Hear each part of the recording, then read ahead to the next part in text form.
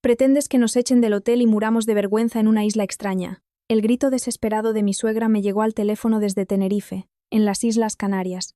La acción que había provocado tal reacción hacia la familia de mi marido, que se había ido de viaje en secreto con mis 5.000 euros el mismo día del funeral de mi madre, fue muy simple.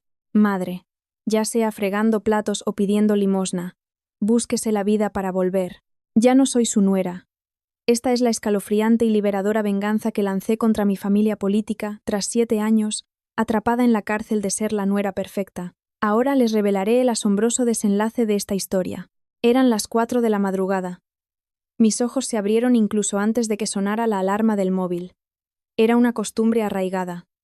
En la oscuridad de la habitación, tanteé el lado de la cama junto a mí. Solo encontré la fría soledad de las sábanas. Mi marido, una vez más, no había vuelto a dormir a mi lado. Cariño, hoy duermo en casa de mamá. Dice que no puede dormir, y no quiere estar sola. Su voz de la noche anterior resonaba en mis oídos. Colgué sin responder. Para mi marido, la soledad de su madre pesaba ya mucho más que mi tristeza. Atravesé el aire frío de la casa hasta la cocina. Sin encender la luz, bebí un vaso de agua tibia mientras miraba por la ventana. De repente, me acordé de mi madre. Ella también se levantaba siempre a esa hora. El amanecer de mi madre siempre comenzaba a las 4 de la madrugada. En una estrecha callejuela cerca de la lonja de Gijón, mi madre se envolvía el cuello con una vieja bufanda y arrastraba su puesto ambulante hacia el mercado. En mis recuerdos, mi madre siempre olía a mar. Cuando se ponía el delantal para empezar a vender en su puesto de pescado, lo primero que me venía a la mente eran sus manos. Unas manos llenas de cicatrices de los cuchillos de filetear, que nunca desaparecían. Manos hinchadas y arrugadas por el agua salada y el hielo, que en invierno se agrietaban como la tierra seca hasta sangrar. De niña, a veces me avergonzaba de esas manos y evitaba a mi madre por los pasillos del mercado, pero ella nunca mostró ni una pizca de resentimiento.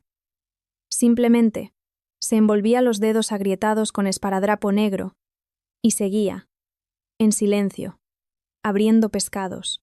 Durante la primaria, al salir de la escuela, corría directamente al mercado con la mochila a la espalda. Mientras mis amigos iban a clases extraescolares o al parque, mi patio de recreo estaba junto al puesto de mi madre. Ella volcaba una caja de poliestireno vacía para hacerme una silla. Lucía, siéntate aquí y haz los deberes. Y ten cuidado con los pies cuando pasen los señores, me decía con su tono brusco habitual antes de volver a atender a los clientes. Mientras yo apretaba el lápiz sobre los libros de texto impregnados de olor a pescado, la dueña del puesto de al lado solía ofrecerme un caldo de pescado caliente. Toma, Lucía, bébetelo mientras está caliente. ¡Ay, esta Isabel! ¡Qué bien ha criado a su hija! Mi madre, al oírlo, fingía no escuchar. Y mientras metía un pescado en una bolsa de plástico, soltaba: bien criada, con que no pase hambre me conformo. Aunque su tono era seco, yo veía cómo se le enrojecían ligeramente las orejas. Creo que, desde entonces, empecé a entender que esa era su forma de expresar el amor. Mi padre murió en un accidente de tráfico cuando yo tenía 3 años. Mi madre se quedó sola siendo muy joven, pero dice que nunca se le pasó por la cabeza rehacer su vida. Con criarte a ti no me llegaba la vida. ¿Cómo iba a pensar en otras cosas? Mi madre compraba el pescado en la subasta de la madrugada y lo vendía durante el día en su puesto. Por la noche, con el cuerpo agotado, corría a un restaurante del puerto para fregar platos hasta el amanecer. Para pagar mi matrícula universitaria, mi madre renunció al sueño. El día de mi graduación, al verme con el birrete, mi madre tomó mi mano con la suya, tan agrietada. Lo has conseguido, Lucía. Ahora tú no vivirás en un lugar que huele a pescado. Ese día, por primera vez, lloré desconsoladamente en sus brazos. Después de graduarme, aproveché mi título en nutrición y dietética para abrir una pequeña tienda de platos preparados. Le rogué a mi madre que dejara de trabajar. Mamá, cierra ya el puesto y descansa en casa. Con lo que yo gano es suficiente. Pero ella negó con la cabeza. Si me quedo quieta, el cuerpo me duele más. Mientras viva, quiero valerme por mí misma. Así estoy más tranquila. La terquedad de mi madre era más profunda y sólida que el mar Cantábrico. Entonces, un día, conocí a mi marido. Lo vi por primera vez en una reunión de proveedores para mi tienda, y me pareció un hombre de buen corazón. Lucía, así que tu madre trabaja en la lonja de Gijón. Es admirable. Parecía empatizar de verdad con la historia de mi madre. Mi madre también sufrió mucho. Cuando veo a gente que ha luchado tanto, se me encoge el corazón. Caí rendida ante su tono suave y su mirada cálida. Después de 6 meses de noviazgo, me pidió matrimonio. Lucía, cásate conmigo. Haré que tú y tu madre viváis cómodamente para siempre. Al oír esas palabras, creí que por fin podría darle un respiro a las manos agrietadas de mi madre. Pensé que un hombre así no despreciaría a mi madre y la aceptaría como parte de su familia. Sin embargo, mi suegra, a quien conocí durante los preparativos de la boda, resultó ser completamente diferente a mis expectativas. En la comida de presentación de las familias, mi suegra apareció ataviada con un elegante traje de seda. En cuanto se sentó, examinó las manos de mi madre de arriba a abajo. Vaya, consuegra. Se nota que ha trabajado usted mucho. ¿Qué manos tan sufridas tiene? Sus palabras parecían de consuelo, pero su mirada estaba llena de la arrogancia de quien mira por encima del hombro a una humilde vendedora. Mi suegra vivía de los ingresos del alquiler de un local comercial que le había dejado su difunto marido. En realidad, era un edificio antiguo que apenas generaba 2.000 euros al mes, pero ella se consideraba una gran propietaria. Nuestra familia es de Madrid de toda la vida. Somos gente de bien. Y para nosotros, las formas son muy importantes. Repitió esa frase 3 veces durante la comida.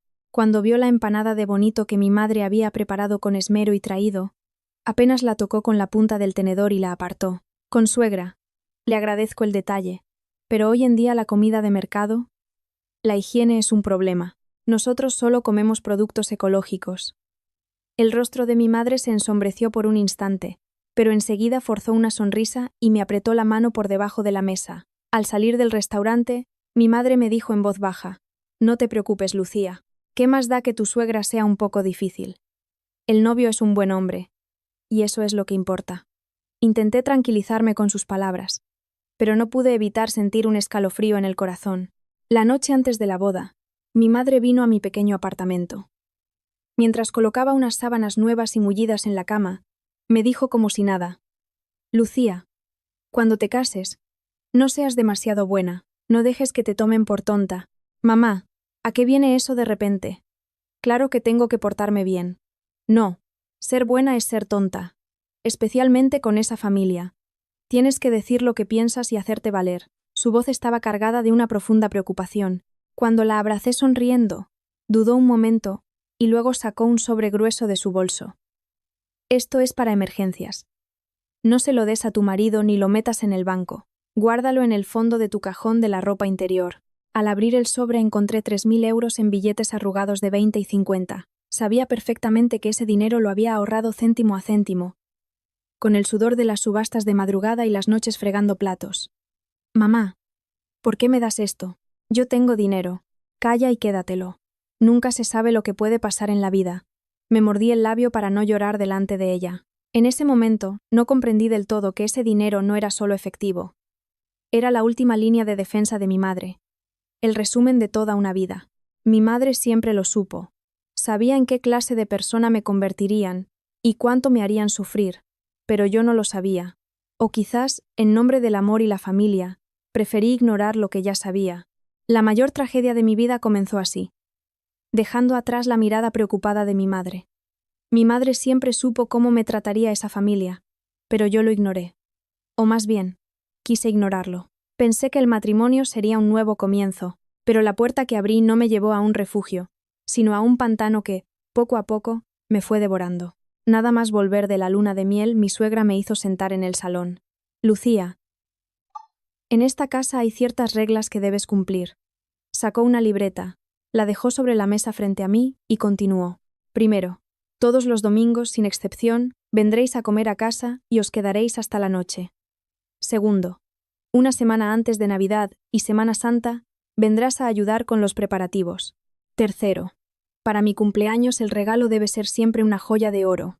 ¿Entendido?». Desconcertada miré a mi marido. Él, mientras pelaba una manzana a mi lado, dijo con indiferencia: «Cariño, mi madre es un poco a la antigua, pero tiene buen corazón. Es una persona mayor. Así que dile que sí a todo». En ese momento pensé: supongo que esto es lo normal cuando te casas. Todas pasan por esto. Y así, convenciéndome a mí misma, Elegí el camino para convertirme en una esclava con el nombre de nuera, pero el buen corazón de mi suegra no tardó en mostrar su verdadera cara. Era nuestra primera Navidad como casados. En mi tienda de platos preparados, cociné con esmero un cordero asado y preparé una mariscada. Siguiendo la receta secreta de mi madre, usé los mejores ingredientes y pasé la noche en vela cocinando. Con cuidado, presenté la comida ante mi suegra. Madre, este cordero lo he asado yo misma. Pruébelo.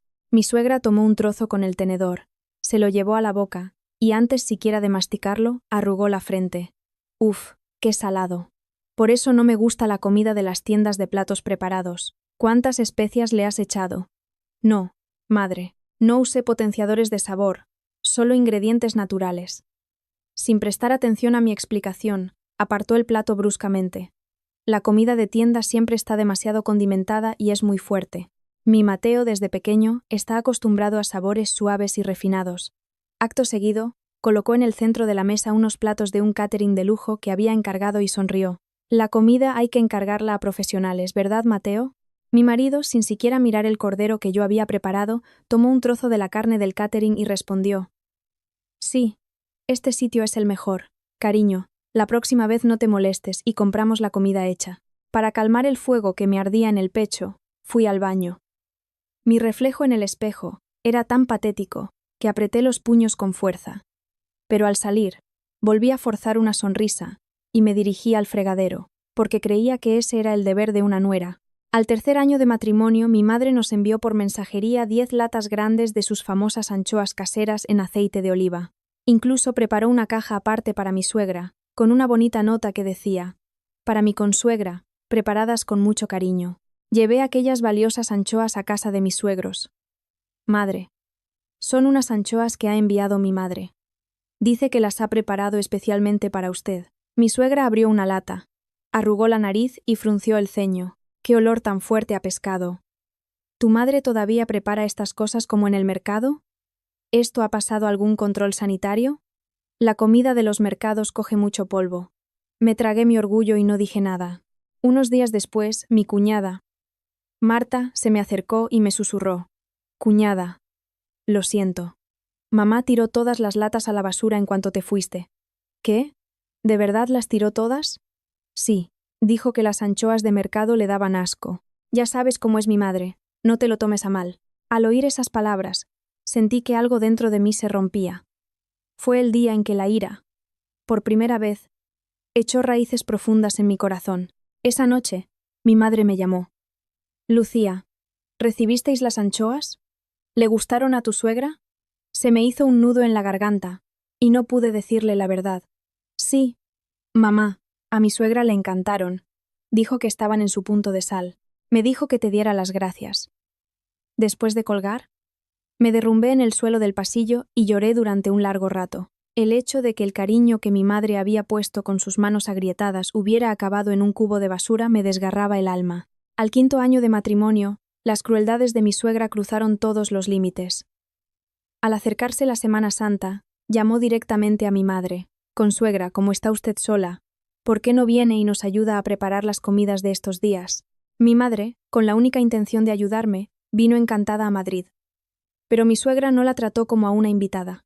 Se sentó en el sofá del salón a ver la televisión y se limitó a dar órdenes con el dedo. Consuegra, creo que las torrijas se están quemando, baje el fuego. Y el potaje, un poco más sabroso. Mi madre, sudando a mares, se pasó el día friendo, cocinando y fregando. En una ocasión, cuando mi madre salía del baño, mi suegra le espetó: Oiga, consuegra, cuando use el baño, vacíe la papelera. En esta casa la limpieza es sagrada. Mi madre, desconcertada, vació la papelera sin decir una palabra.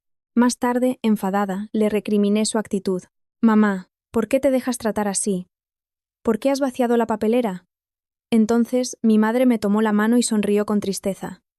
Lucía, para que tú estés bien, es mejor que yo aguante. Si le caigo bien a tu suegra, a ti te tratarán mejor. Al oír esas palabras, mi corazón se partió en 1000 pedazos de culpa.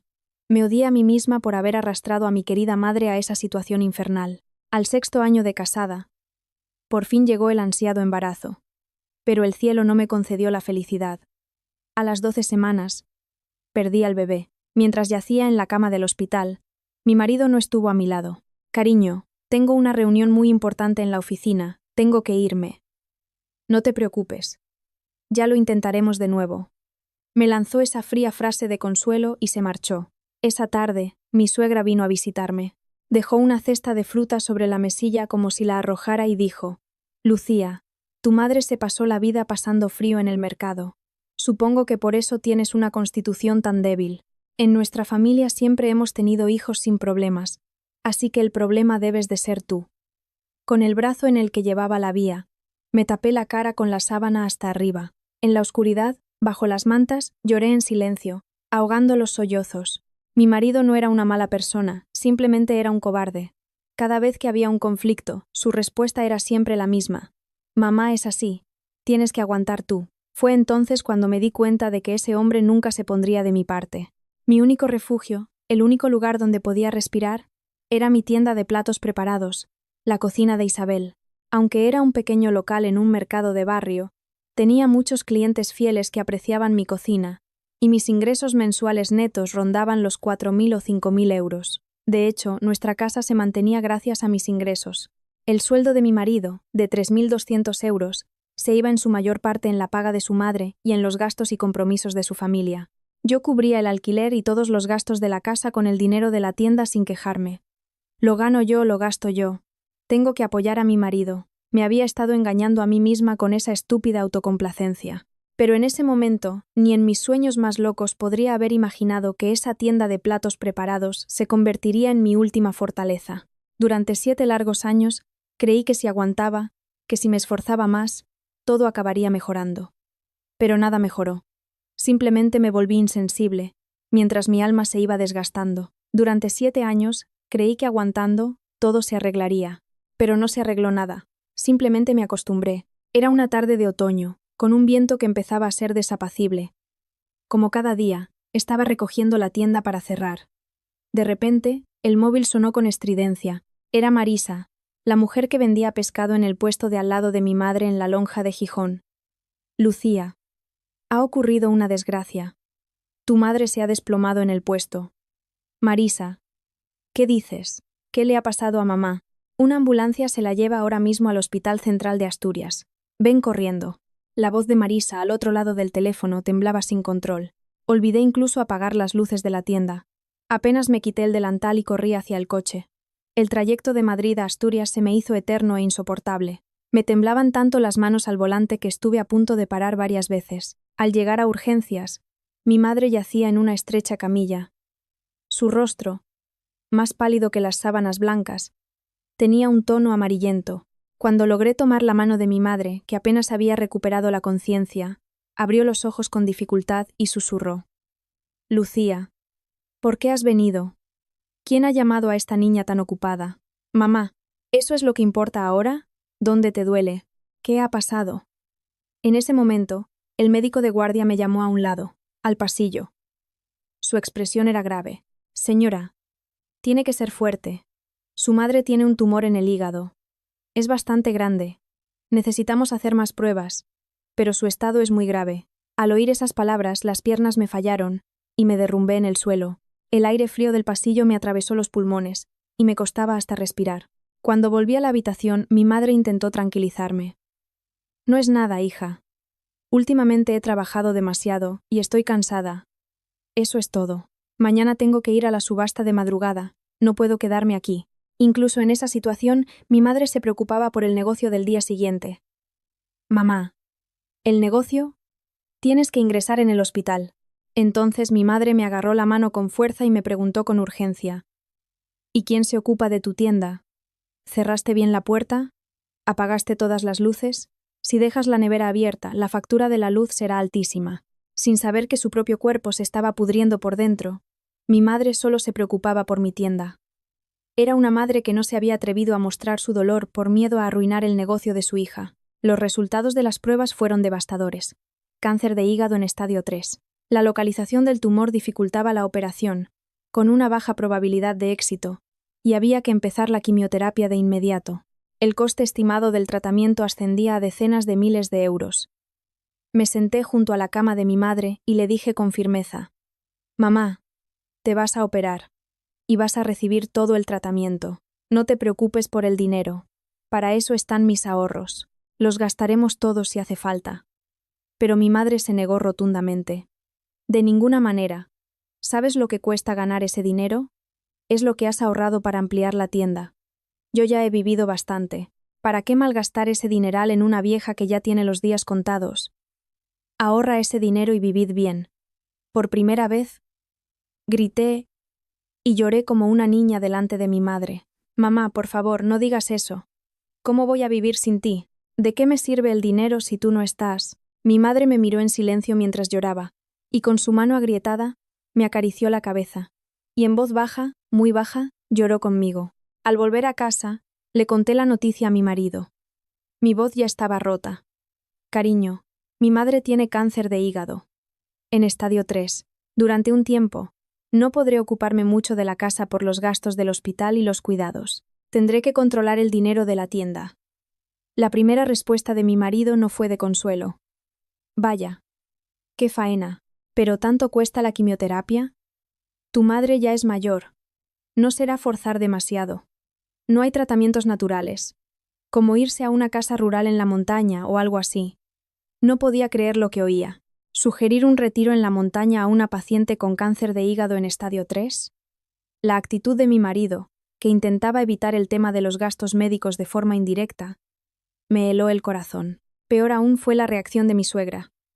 Al enterarse por mi marido, me llamó por teléfono. «Lucía, me he enterado de lo de tu madre. Cuánto lo siento». «Sí, madre. Estoy destrozada. Claro, lo entiendo. Pero, Lucía, no me malinterpretes. La gente que se ha pasado la vida trabajando en un mercado se estropea antes. Gastar decenas de miles de euros en un tratamiento para alargarle la vida a la fuerza es una tontería. Dejarla ir en paz también es un acto de piedad filial. Lo que un padre quiere es no dar problemas a sus hijos al final. ¿No crees?». La mano que sostenía el teléfono me temblaba. ¿Cómo podía hablar de la vida de una persona con esa frialdad y ligereza? Pero incluso entonces solo pude responder: «Sí, madre. De acuerdo». Un torbellino de rabia me subía por el pecho, pero me mordí el labio y me lo tragué. A partir de ese día, comenzó mi infierno particular. Me levantaba a las 4 de la madrugada, abría la tienda y cocinaba como una loca. A las 2 de la tarde, corría al hospital en Asturias y cuidaba de mi madre hasta altas horas de la noche. Luego, volvía a casa en Madrid, agotada. Mi madre se negó a recibir quimioterapia. «Es tirar el dinero. No quiero sufrir con medicamentos tan fuertes. Solo quiero que me quiten el dolor. Ahorra ese dinero para tu futuro. Ese es el deseo de tu madre». Le rogué y supliqué, pero su terquedad era inquebrantable. Al final, solo recibió cuidados paliativos, y su vida se fue consumiendo poco a poco. Durante los meses que la cuidé, mi marido, su yerno, solo apareció por el hospital 2 veces. Una, porque le obligué a acompañarme tras una fuerte discusión, y otra, porque tenía que visitar a un cliente en Asturias y se pasó un momento. Al entrar en la habitación, fingió tomar la mano de mi madre, y en menos de media hora ya estaba inquieto. «Cariño, me voy ya. El olor a hospital me da dolor de cabeza, y ese medicamento que le ponen a tu madre huele muy fuerte».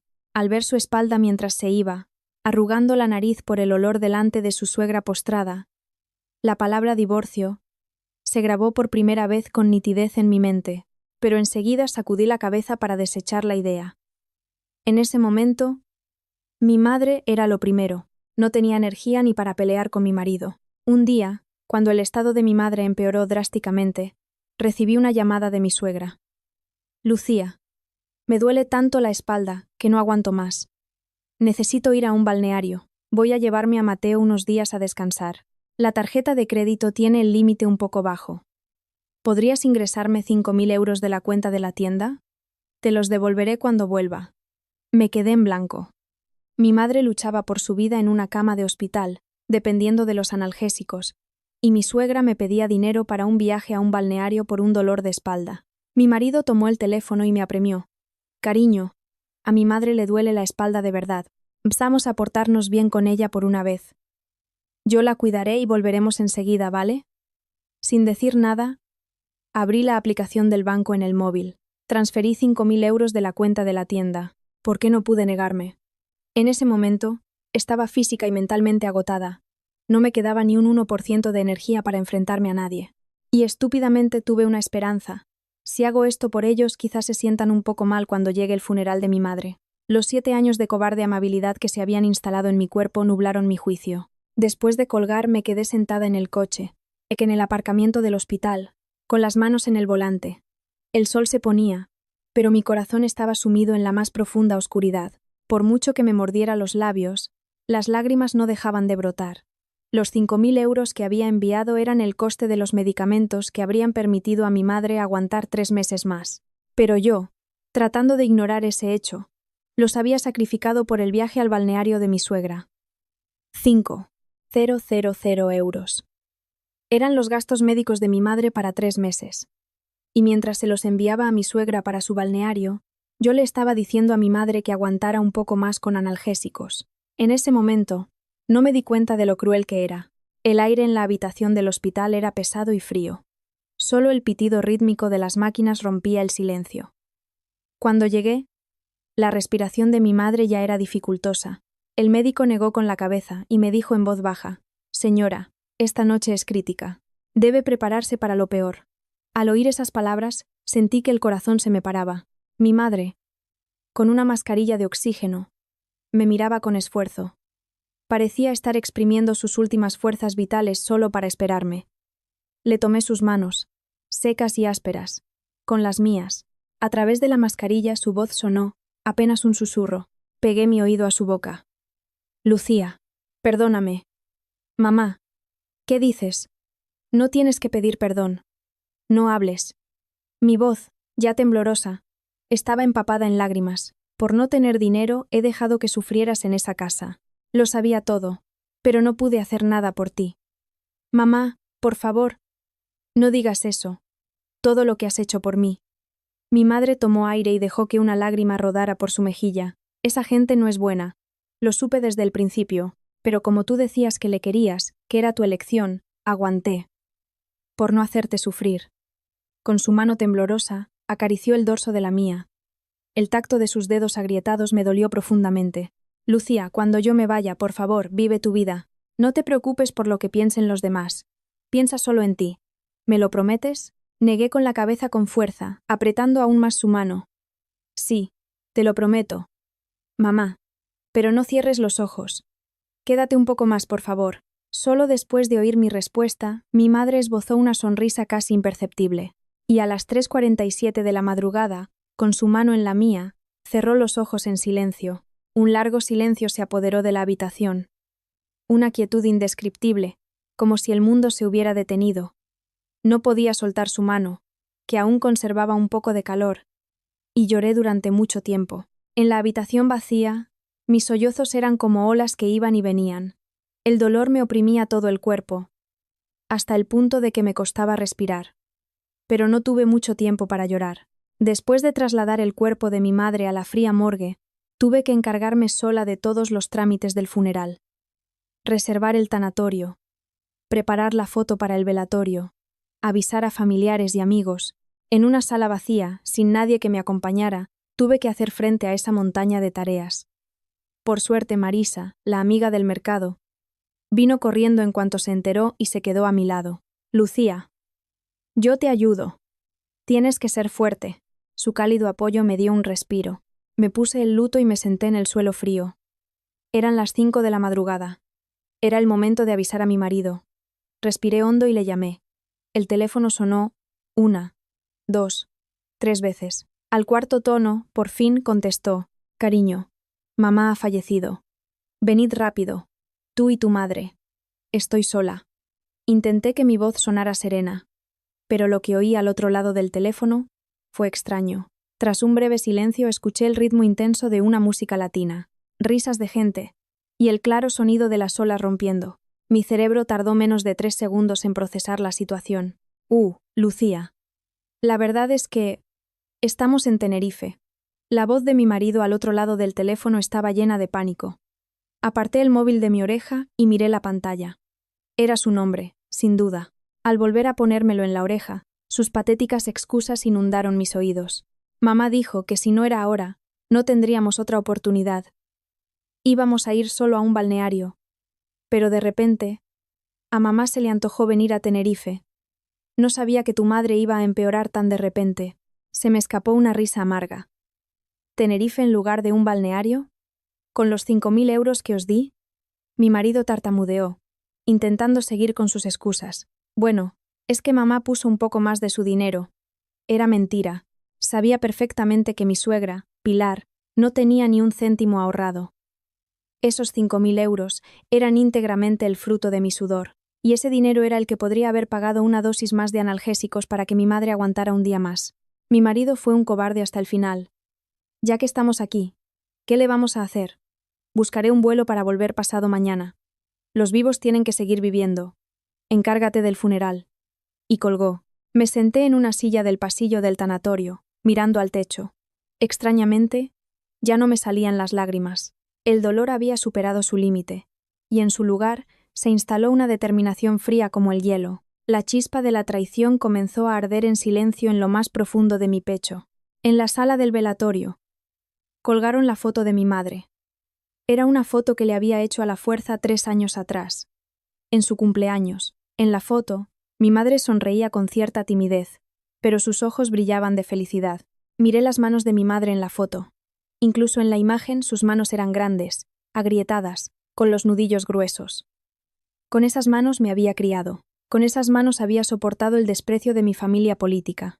Me arrodillé ante la foto y murmuré: «Mamá, se acabó ser la nuera buena. No olvidaré tus últimas palabras.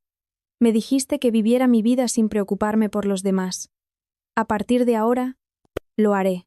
Ya lo verás». A mi lado, Marisa me dio una suave palmada en la espalda. Sentí su tacto mientras controlaba la ira fría que crecía en mí. El día que mi madre murió, algo dentro de mí también murió. Los grilletes de nuera, esa bonita jaula en la que había estado atrapada, por fin se rompieron. El día que mi madre murió, yo también morí.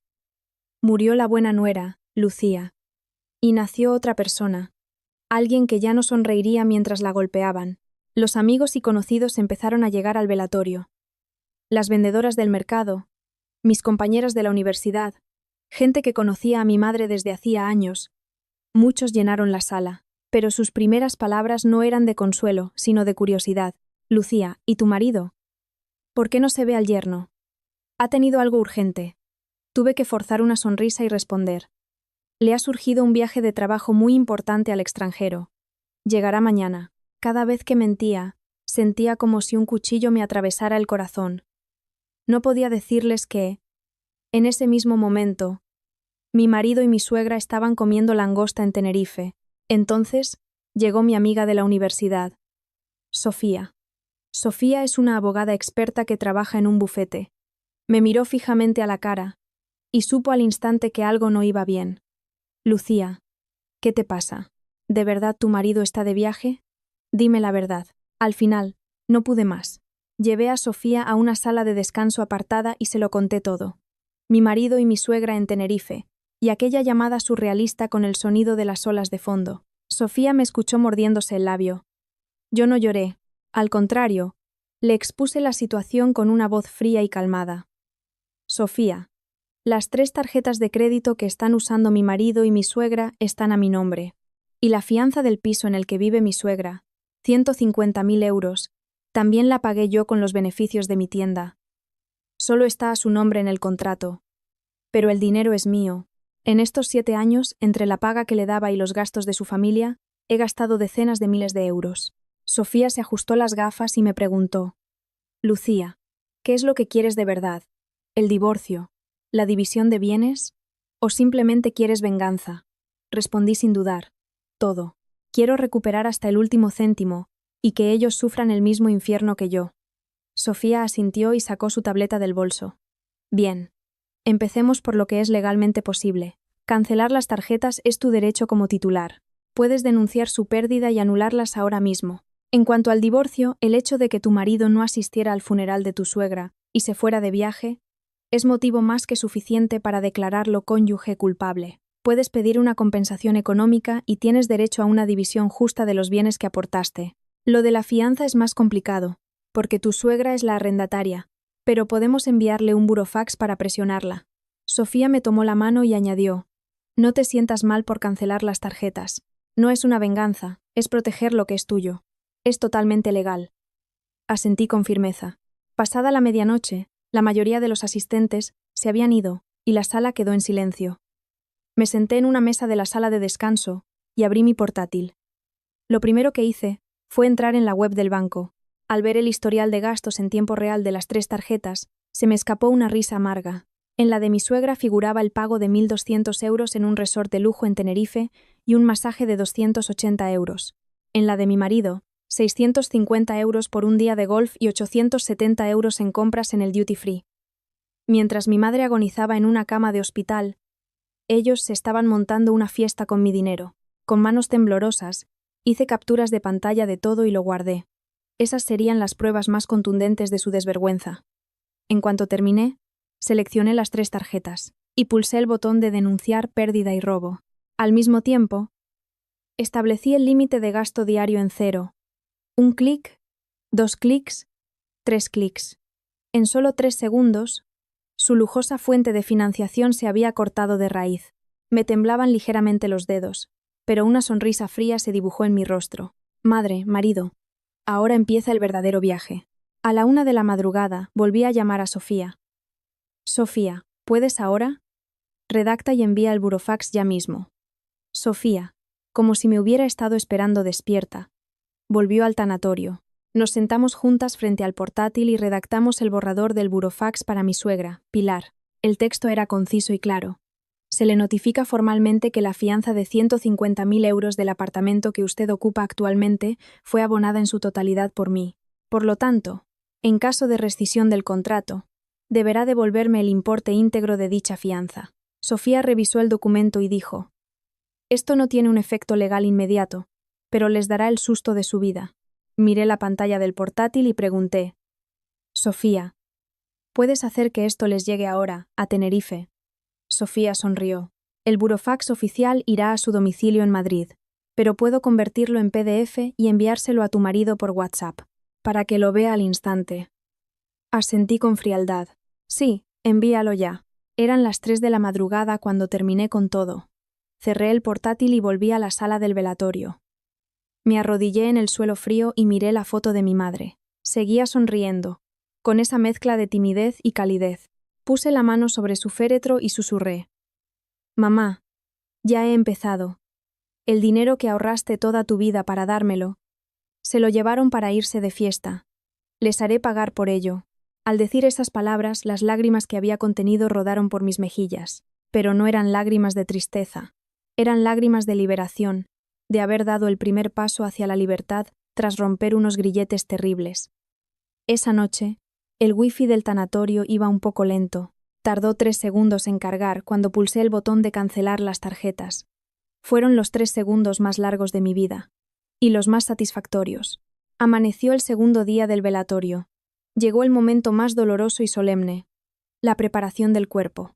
Los empleados de la funeraria, con manos expertas y respetuosas, amortajaron a mi madre. Vi su rostro por última vez. Las arrugas profundas de su frente, marcadas por una vida soportando el frío del mercado. Sus labios, apretados por el dolor. Ver su cara me recordó la vida tan dura que había llevado, y sentí que se me partía el alma. Le tomé la mano, fría y rígida, la mano con las cicatrices de las escamas y los cortes de cuchillo, como medallas al valor. La mano más grande del mundo. Mamá, qué guapa estás con este vestido. He elegido el mejor para tu último viaje. Mi voz temblaba, pero quería que mi madre se fuera viendo solo mi lado bueno. A mi lado, Marisa y las demás vendedoras del mercado me daban palmaditas en el hombro y lloraban conmigo. Pero en aquella amplia sala, el sitio que deberían ocupar mi marido y su familia estaba vacío. Ese vacío hacía que mi corazón se sintiera aún más frío. Mientras se desarrollaba la solemne ceremonia, el móvil que guardaba en mi bolsillo empezó a vibrar como un loco. Lo había puesto en silencio, pero al dejarlo en el suelo, el temblor era tan fuerte que se hacía notar. No contesté. En ese momento, toda mi atención estaba en mi madre. Cuando la ceremonia terminó y volví a la sala, revisé el teléfono. La pantalla estaba inundada de notificaciones. 38 llamadas perdidas de mi suegra. Pilar. 12 de mi marido. 50 llamadas en total. Los mensajes de WhatsApp superaban el límite de 99. Con mano temblorosa, empecé a leerlos. Lucía. La tarjeta no funciona. Llama rápido. Oye, ¿qué es esto? En el hotel dicen que no pueden cobrar y están montando un escándalo. ¿Has cancelado las tarjetas a propósito? ¿Estás loca? Cariño, ¿qué haces? ¿Por qué no funcionan las tarjetas? Mamá está hecha una furia. Llama, por favor. Como no cojas el teléfono, te vas a enterar cuando vuelva a España.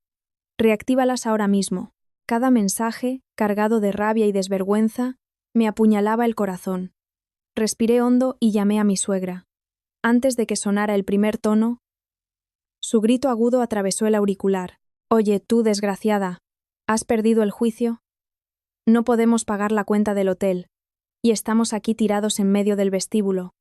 Todo el mundo nos mira. ¡Qué vergüenza! No podemos ni darle una propina al guía para que nos lleve al aeropuerto. Reactiva la tarjeta ahora mismo. Te vas a enterar cuando vuelva. Mientras escuchaba sus gritos, extrañamente, me sentí muy tranquila. Madre, esa tarjeta está a mi nombre. Es mi tarjeta. ¿No sabía que tengo derecho a cancelarla? ¿Qué? ¿Te atreves a contestarme? Nos has dejado tirados como a perros en el extranjero y encima te pones así. Con una voz baja pero firme, continué. Madre, mi madre falleció ayer. ¿Lo sabía? Los 5,000 euros que se llevó para su dolor de espalda. ¿Sabe de dónde salieron? Mi madre, por no gastar ese dinero, aguantó hasta el final con analgésicos y murió sufriendo, mientras usted se comía una langosta en Tenerife. Mi suegra pareció dudar un momento, pero luego gritó aún más fuerte. Eso no es lo importante ahora. Que nos vamos a quedar en la calle en un país extranjero. Te estoy pidiendo mi dinero, no me vengas con historias. Haz que la tarjeta funcione ya. Solté una risa amarga y le di mi último aviso. Madre, ese dinero lo usé para pagar el funeral de mi madre. Ya sea fregando platos o pidiendo limosna, búsquese la vida para volver. Ya no soy su nuera. Dije lo que tenía que decir y colgué. Me temblaba la mano, pero no sentía ni una pizca de arrepentimiento. Media hora después, sonó el teléfono. Era mi marido, Mateo. Dejé que sonara un rato antes de contestar. Lucía, ¿qué te pasa? Mamá está llorando a gritos, montando un escándalo. Ya sabes que mis tarjetas no funcionan en el extranjero. Su voz sonaba cobarde y desesperada. Le pregunté con frialdad. ¿Sabes que mi madre murió ayer? Lo sé, lo sé. Ya te he pedido perdón. Lo siento mucho. De verdad, pero cariño, lo urgente ahora es que mi madre está a punto de convertirse en una mendiga internacional. Contuve la rabia que me subía por el pecho y respondí. ¿Qué es lo urgente? Es más urgente la cuenta de tu hotel que el funeral de mi madre.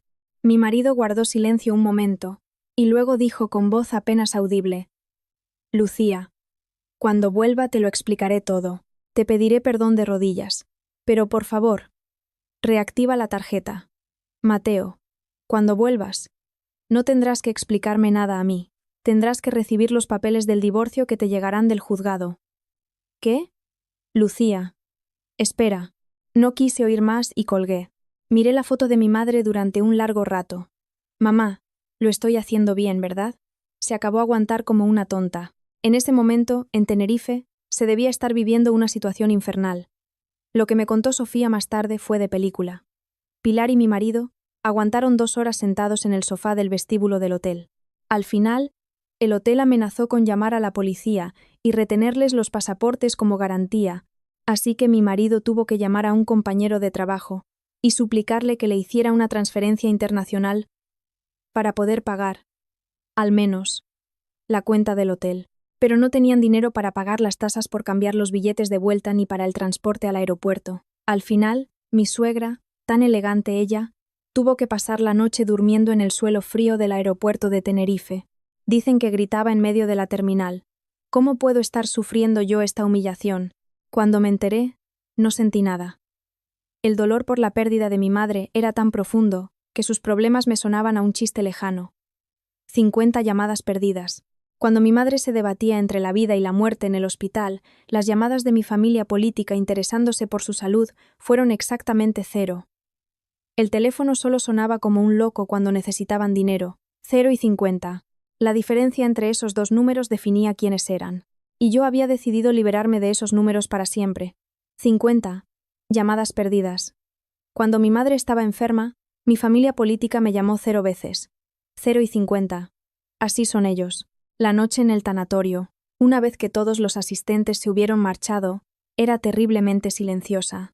Bajo la fría luz de los fluorescentes, solo la foto de mi madre brillaba en la penumbra. El suave aroma de los crisantemos y el olor a incienso quemándose me llegaban a la nariz. Miré el platito de arroz blanco y el vaso de agua clara que habían colocado ante el féretro. Mamá, no tienes hambre. Cuando trabajabas en el mercado, nunca comías a tus horas. Aquí nadie te va a molestar. Come despacio y todo lo que quieras. Sentada sola en la sala, le hablaba en voz baja, como si estuviera delante de mí. Era una mezcla de oración y confesión tardía. Mamá, hoy le he dicho algo terrible a mi suegra. Le he gritado. Ya no soy su nuera. Si me hubiera oído, ¿qué habrías dicho? ¿Me habrías tomado la mano y dicho bien hecho? ¿O te habrías preocupado y me habrías dicho que no fuera tan dura? Mientras me hacía esas preguntas sin respuesta, empecé a desenterrar los viejos recuerdos que guardaba en lo más profundo de mi corazón. Recordé la primera Navidad después de casarme.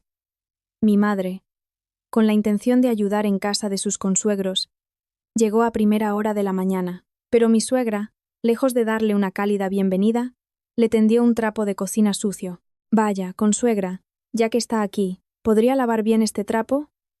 Tiene una grasa que no se va y me da mucho asco. Mi madre, sin mostrar la menor contrariedad, tomó el trapo y se dirigió al fregadero. Yo estaba en la cocina, preparando una montaña de fritos, y solo pude ver su espalda. Poco después, al volver del baño, encontré a mi madre de pie junto a la entrada. Estaba en un rincón, junto al zapatero, y sus hombros se sacudían en un llanto silencioso. Mamá, ¿por qué lloras aquí? Ha pasado algo. Mi madre se secó las lágrimas rápidamente y forzó una sonrisa. No es nada. He estado cortando cebolla y me lloran los ojos. Vuelve a la cocina, que no se te quemen las cosas. Pero ese día, en la cocina de mis suegros, no había ni una sola cebolla. Mi madre, para que su hija no se diera cuenta de la humillación de haber sido tratada como una criada, se había inventado la excusa de la cebolla y se había tragado su dolor. Recuerdo también cuando, 6 años después de casarme, perdí a mi primer hijo. Aún no había pasado ni una semana. Estaba en la cama, con el cuerpo y el alma destrozados, cuando mi suegra me llamó. Lucía, este sábado ven a casa. Viene la tía de Mateo, y tienes que estar. Con una voz débil, apenas pude responder. Madre, todavía no me encuentro bien. Me cuesta mucho moverme. Entonces mi suegra chasqueó la lengua y me espetó. Vaya con las jóvenes de ahora, qué exageradas sois. ¿Un aborto? Antiguamente, las mujeres perdían un hijo, y al día siguiente estaban trabajando en el campo. Si una persona mayor te dice que vengas, vienes sin rechistar. Al final tuve que ir a su casa ese día, y con el rostro pálido, servir la comida con una sonrisa. Mi marido estaba tumbado en el sofá viendo la televisión y riéndose a carcajadas, mientras yo, en un rincón de la cocina, me tragaba las lágrimas mirando un plato de sopa que se enfriaba. Y recuerdo con claridad el día, al 3er año de matrimonio, que mi suegra me pidió dinero para mudarse. El alquiler del piso ha subido mucho. Esto es un desastre. Lucía, vas a tener que darme parte de tus ahorros. Con total descaro, me pidió 150.000 euros. Era una suma enorme, que me obligaba a vaciar la cuenta de mi negocio y todos mis ahorros. Mi marido, a su lado, me convenció. Cariño, mamá ha dicho que nos lo devolverá en cuanto tenga dinero. Si le hacemos firmar un papel, se ofenderá. Dáselo sin más. Al final tuve que pedir un crédito poniendo mi tienda como aval para conseguir el dinero. Pero el contrato de alquiler se firmó a nombre de mi suegra, no al mío. En ese momento no podía imaginar que esa sería la soga que más tarde me apretaría el cuello. Simplemente me dejé engañar por las palabras «somos una familia». La imagen de la última visita de mi madre a casa de mis suegros, el año pasado por Semana Santa, no deja de aparecer en mi mente. Mi madre ya no se encontraba bien, pero arrastró su cuerpo enfermo para que su hija no tuviera que trabajar sola. Mi suegra, sentada en una silla en el jardín, le dio una orden. «Oiga, consuegra, recoja los nísperos que se han caído al suelo». A mí me duele la espalda y no puedo agacharme. Mi madre, sin una queja, se inclinó con su espalda encorvada y recogió los nísperos uno a uno. «Mamá, ya lo hago yo. Entra y descansa». Cuando corrí a detenerla, mi madre apartó mi mano con suavidad. «No, Lucía, es una orden de tu suegra. Tengo que hacerlo yo». Esa noche, al volver a Gijón, mi madre me llamó. «Lucía, ya no voy a subir más a Madrid. El cuerpo ya no me responde como antes». En ese momento pensé que se refería solo al cansancio físico. Demasiado tarde me di cuenta de que era el grito silencioso y final de mi madre, que ya no podía soportar el desprecio y la humillación de sus consuegros. Los recuerdos del pasado me apuñalaban el corazón como fragmentos de cristal. Me tapé la cara con las manos y sollocé durante un largo rato, pero ese llanto no era de desesperación, sino el comienzo de una firme resolución. Me sentí tan estúpida por haberme engañado a mí misma durante 7 años, creyendo que aguantar era una virtud. El sentimiento de culpa por haber permitido que mi madre entrara en esa casa infernal se transformó en una rabia ardiente. Miré fijamente la foto de mi madre y le hice una promesa. «Mamá, lo siento mucho. Tenía que haberme dado cuenta antes. No debería haber permitido que te enfrentaras a ellos. Me encargaré de que paguen por haberte hecho recoger nísperos y lavar trapos sucios. Recuperaré cada una de las humillaciones que sufriste. No te fallaré». No se trataba de una simple venganza. Era mi forma de honrar a mi madre, que se había sacrificado toda su vida para proteger a su hija. Era mi último acto de amor filial. Esa noche, tuve la conversación más larga con mi madre. Le dije todo lo que no me había atrevido a decirle en vida. Ella no respondió, pero el aroma de los crisantemos en la sala pareció intensificarse. Era como si mi madre estuviera escuchando cada una de mis palabras, como si una cálida energía me envolviera los hombros. «Tú también me estás escuchando, ¿verdad, mamá?» Se acabó vivir como una tonta, en el suelo frío del tanatorio, sintiendo el amor de mi madre. Terminé de prepararme para el día siguiente. Esa noche, tuve la conversación más larga con mi madre. Le dije todo lo que no pude decirle en vida. Ella no respondió, pero sentí que el aroma de los crisantemos se hacía más intenso. Pensé, mamá me está escuchando. Amaneció el último día, el día de la despedida. El aire de la madrugada era frío y cortante, pero mi corazón, extrañamente, estaba en calma. Me puse de pie frente al espejo y me arreglé el traje de luto. Luego, del fondo del cajón de la ropa interior, saqué un sobre viejo. Era el sobre con el dinero para emergencias que mi madre me había dado la noche antes de mi boda. Acaricié los pocos billetes que quedaban. «Mamá, me llevo esto. Si lo llevo conmigo, sentiré que estás a mi lado». Guardé el sobre con cuidado en el bolsillo interior de mi chaqueta. Sentí el calor de mi madre cerca de mi corazón y se me llenaron los ojos de lágrimas. En el patio del tanatorio, la gente se reunía para la ceremonia de despedida. Marisa y las demás vendedoras del mercado, con sus chaquetas impregnadas de olor a pescado. Sofía y mis amigas de la universidad, que me habían tomado la mano y llorado conmigo toda la noche. Todos los que habían venido a despedir a mi madre estaban allí, con rostros solemnes. Me arrodillé ante el féretro de mi madre e hice una última reverencia. «Mamá, ahora te vas de verdad. Has sufrido mucho, mamá». Justo cuando mi frente tocaba el suelo y los sollozos me sacudían, se oyó un murmullo y un revuelo en la entrada del tanatorio. Las miradas de todos se dirigieron hacia un hombre que estaba de pie allí. Era mi marido. No quedaba nada del hombre apuesto que se había ido a Tenerife 3 días antes. Su rostro tenía un color terroso, como si no hubiera dormido en días, y una barba descuidada le cubría la barbilla. Con la camisa arrugada y sin siquiera un abrigo, se acercó a mí a trompicones. Mi suegra, Pilar, no estaba con él. Supongo que él solo había conseguido encontrar un billete de avión y había vuelto antes. Se detuvo frente a mí, jadeando. «Lucía, cariño, lo siento. Sé que he cometido un error terrible. Llego tarde, pero he venido». Lo miré sin expresión. No sentí ni rabia ni alegría. Simplemente lo observé con la misma frialdad con la que se mira un objeto abandonado en la calle. «Ah, ¿has venido?» Mi breve respuesta pareció desconcertarlo, y sus labios empezaron a temblar. Le di la espalda y, como si nada hubiera pasado, continué con la ceremonia. Mi marido, sin tiempo para cambiarse y ponerse de luto, se unió a la procesión detrás del féretro con la misma ropa con la que había llegado. Cuando se inclinó para hacer una reverencia, Las miradas gélidas de las vendedoras del mercado se clavaron en su espalda como flechas. «Mirad al yerno». «Aparece ahora», dijo Marisa con un chasquido de lengua, lo suficientemente alto para que él lo oyera. Mi marido bajó la cabeza, sin saber dónde meterse, pero incluso su vergüenza me pareció hipócrita. Y aparté la vista. El coche fúnebre se dirigía al crematorio. Subí al coche con mi marido. En el reducido espacio, solo reinaba un silencio asfixiante. Él me miraba de reojo y, finalmente, se atrevió a hablar. «Cariño, lo de las tarjetas». Mamá estaba muy alterada. Y yo también me puse nervioso. ¿Que de repente te quedes sin dinero en el extranjero? Una persona pierde la cabeza. Mirando por la ventanilla, respondí con frialdad. ¿Es ahora el momento de hablar de las tarjetas? No, no. Más importante es que tu madre falleció, y yo no estuve allí. Lo siento mucho. Fui un egoísta. Cariño. Sus disculpas sonaban huecas en el silencio del coche. Sin mirarlo, dije en voz baja. Tú lo dijiste. Los vivos tienen que seguir viviendo. Y eso es lo que voy a hacer yo ahora. Vivir. Mi voz era tan tranquila que él pareció sentir un escalofrío. Lucía, ¿qué quieres decir? Lo entenderás cuando lleguemos a casa. Volví a mirar por la ventanilla. Una sombra de inquietud comenzaba a oscurecer su rostro.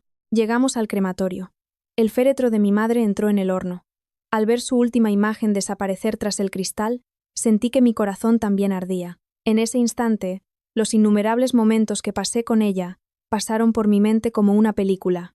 Su espalda, cargando pescado en la lonja de madrugada, su mano tosca, dándome un trozo de empanada mientras yo me sentaba en una caja de poliestireno, su hombro mojado, inclinando el paraguas hacia mí, mientras caminábamos juntas bajo la lluvia. Su pregunta habitual al teléfono: «Lucía, ¿has comido?» Y aquel sobreviejo, que me dio la noche antes de mi boda. Toda la vida de mi madre se estaba convirtiendo en humo y se dispersaba en el cielo blanco.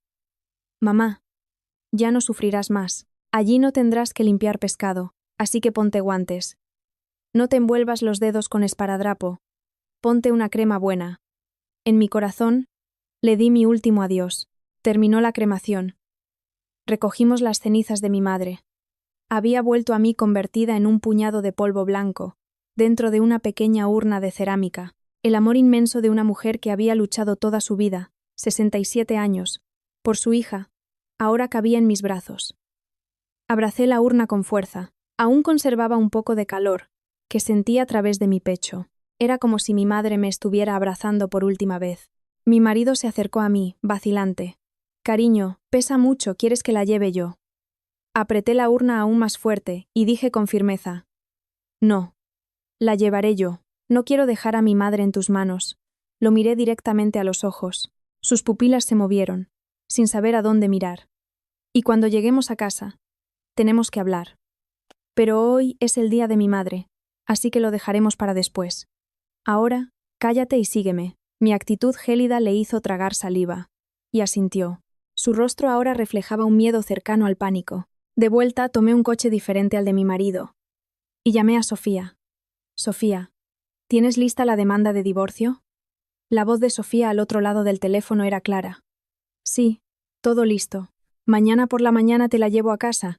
He preparado todos los documentos, no te preocupes». Volví a preguntar: «¿También está la reclamación de la fianza del piso de mi suegra?» «Por supuesto. El burofax está perfectamente redactado. Lucía, sé que es duro, pero lo estás haciendo muy bien». Las palabras de consuelo de Sofía me hicieron acariciar la urna. «Sí». Colgué el teléfono y miré la urna que había dejado en el asiento del copiloto. «Mamá, ahora vamos a casa de verdad. Vamos a limpiar todo lo que te hizo daño». El atardecer, de vuelta del funeral, era precioso. Sentí que era mamá, diciéndome que no llorara, y no lloré.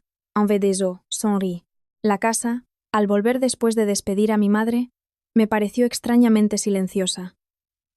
El bullicio del tanatorio se había retirado como la marea, dejando solo la cruda realidad que ahora me tocaba afrontar.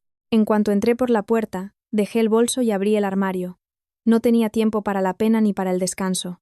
Empecé a sacar los trajes, las camisas y la ropa interior de mi marido, arrojándolo todo al suelo del salón. No sentía nada. Era un acto mecánico y frío, como si estuviera tirando comida caducada. En medio del salón, abrí 2 maletas grandes. Fui llenándolas con los restos de mi marido. 7 años de vida metidos en 2 maletas. ¡Qué vacío! ¿Acaso las conversaciones, las comidas compartidas, las películas que vimos juntos, pesaban menos que estas maletas? Del fondo del armario salió un álbum de boda polvoriento. Al hojearlo, vi una foto mía con el vestido de novia, mi marido con el esmoquín, y a mi madre, a su lado, sonriendo con timidez. Ese día, mi madre, diciendo que su yerno era el mejor, le había tomado la mano con fuerza con la suya, tan agrietada. Con cuidado, saqué solo la foto en la que aparecía el rostro de mi madre. El resto del álbum lo tiré sin miramientos en un rincón de la maleta. Cuando terminé de hacer las maletas, me acerqué a la cerradura de la puerta. La contraseña anterior era nuestro aniversario de boda. Sin dudarlo, la reseteé, e introduje un nuevo código de 4 cifras, el cumpleaños de mi madre. Con un pitido, la contraseña cambió. Esta casa ya no era su refugio. A partir de ahora, sería solo un espacio para mí y para el recuerdo de la madre que me protegió. Poco después, sonó el timbre. Era Sofía. Entró con una pesada carpeta y se sentó en el sofá. Lucía. Aquí tienes todos los documentos que me pediste. Sofía sacó un fajo de papeles y los extendió sobre la mesa. La demanda de divorcio, la solicitud de pensión compensatoria y la reclamación de la fianza del alquiler. Con calma, se ajustó las gafas y empezó a explicar. La causa del divorcio es clara. Conducta indebida del cónyuge. He hecho hincapié en su ausencia durante la agonía y el funeral de tu madre mientras estaba de viaje en el extranjero. También he incluido la explotación económica por parte de su familia y la pasividad de tu marido. Pido una compensación de 50.000 euros, además de la liquidación de gananciales, que se tramitará por separado. Escuché en silencio, siguiendo su dedo mientras señalaba los párrafos. Sofía, ¿y la fianza? Eso es lo más importante. Esta es la demanda para la devolución de los 150.000 euros de la fianza del piso de tu suegra. Los extractos bancarios de la transferencia y los registros del préstamo que pediste son pruebas irrefutables. Si Pilar no devuelve el dinero voluntariamente, iniciaremos el procedimiento de embargo. Por último, Sofía me mostró un resumen de todos los gastos que había tenido con mi familia política durante los últimos 7 años. Esto será difícil de recuperar legalmente en su totalidad, pero nos ayudará a demostrar tu contribución a la economía familiar en la liquidación de gananciales. Tomé el bolígrafo que me ofrecía Sofía. No me tembló el pulso. Con esmero, firmé mi nombre en cada uno de los documentos. Cuando Sofía se fue, saqué las 2 maletas de mi marido al pasillo, las dejé sobre el frío suelo de mármol.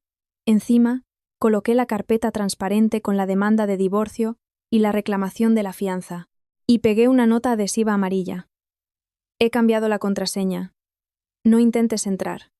Lee los papeles y luego llama. Al escribir esa frase sentí un gran alivio, como si me hubieran quitado un peso de encima.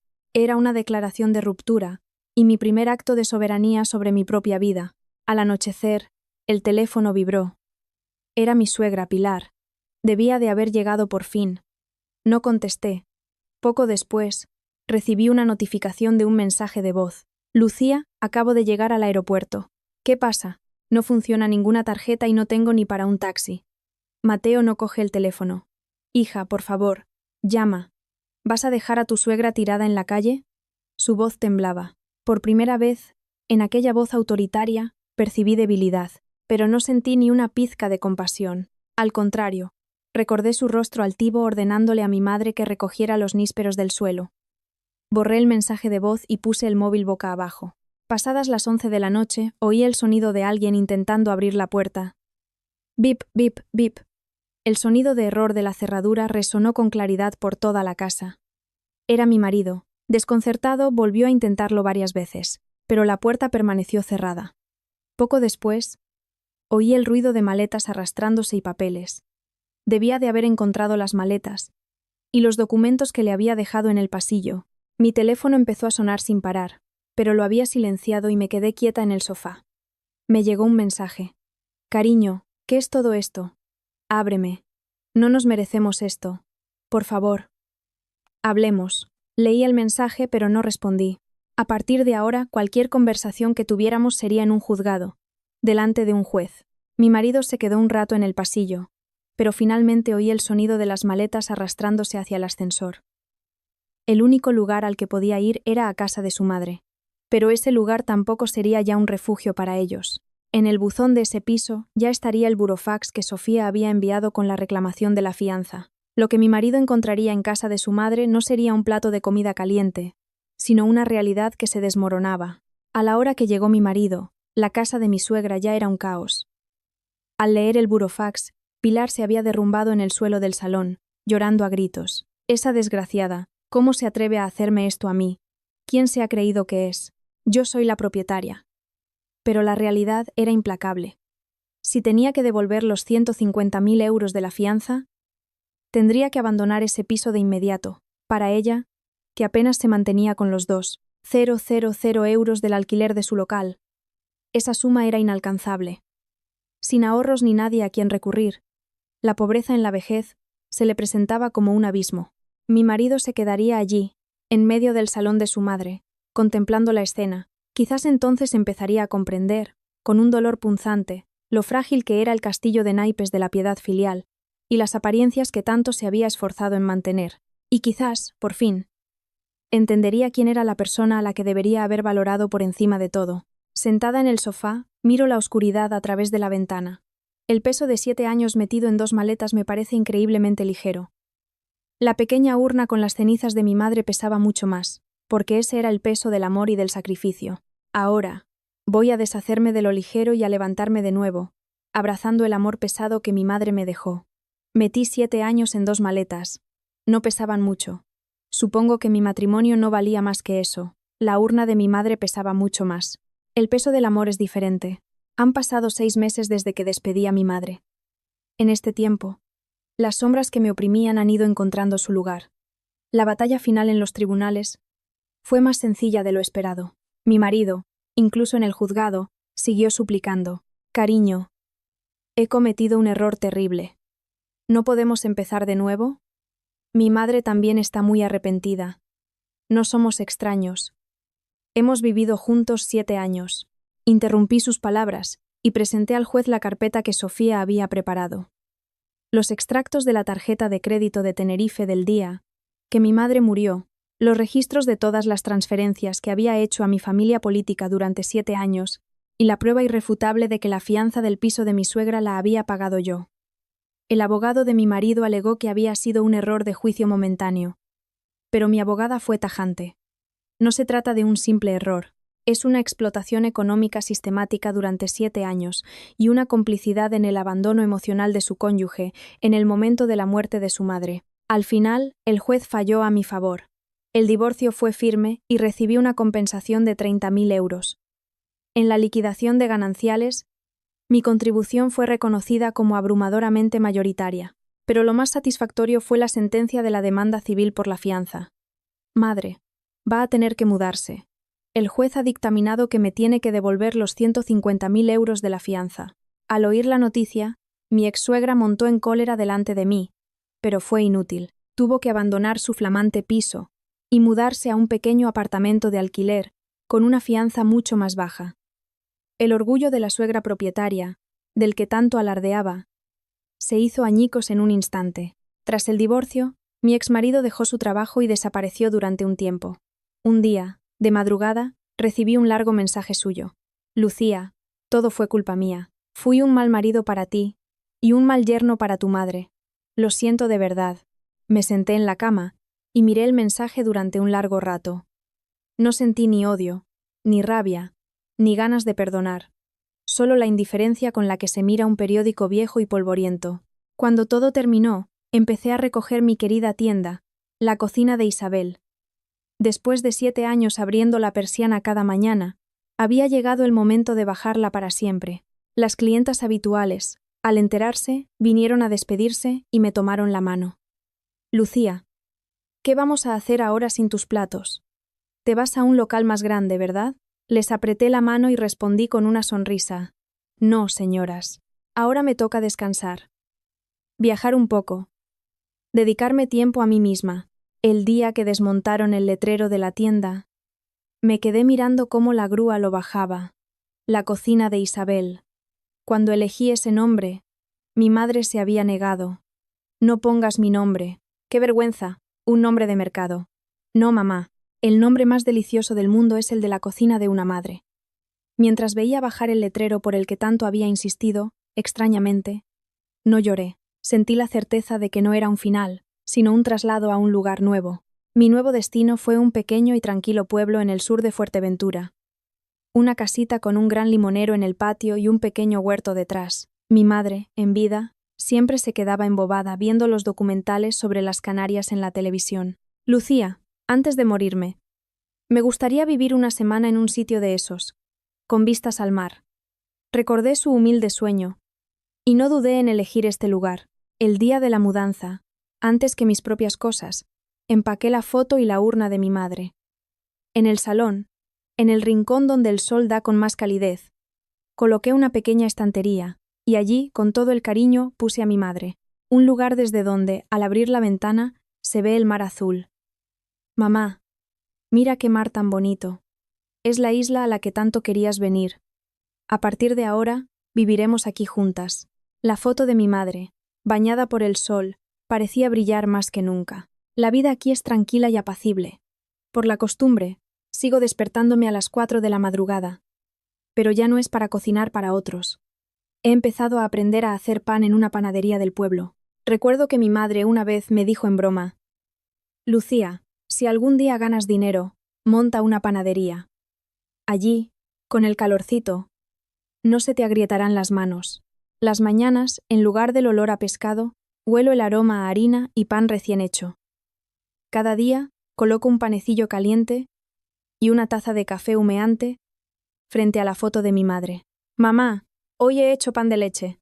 Todavía me sale un poco torcido, pero con la práctica me saldrá mejor, ¿verdad? El canto de los pájaros en el limonero, las lechugas que crecen en el huerto, las mañanas en Fuerteventura, están llenas de mis conversaciones con mi madre. Un día, Marisa, mi amiga de la lonja de Gijón, vino a visitarme. En cuanto entró en el patio, se quedó boquiabierta.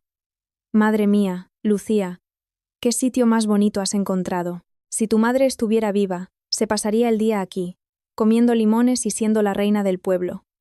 Nos sentamos bajo el limonero, comiendo limones dulces, y hablamos de mi madre. Marisa, ¿recuerdas qué era lo que más le gustaba a mi madre del mercado?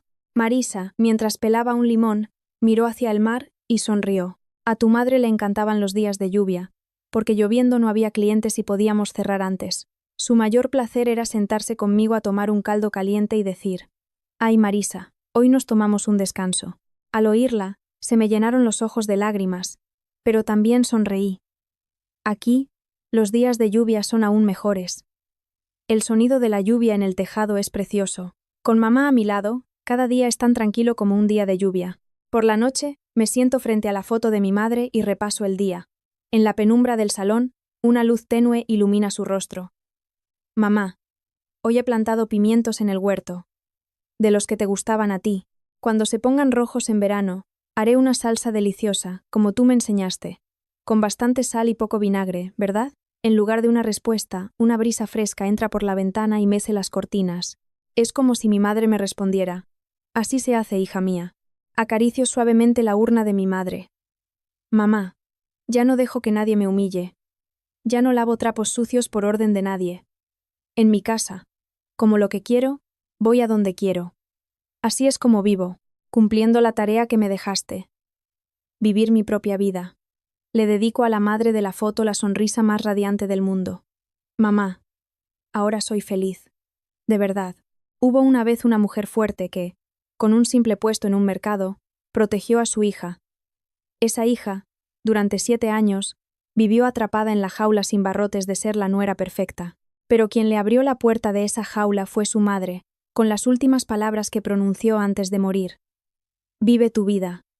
Esta no es solo una historia de venganza, es la historia del brillante comienzo de una mujer que tras atravesar una profunda oscuridad, por fin se encontró a sí misma. Y hoy, como cada día, el amanecer en Fuerteventura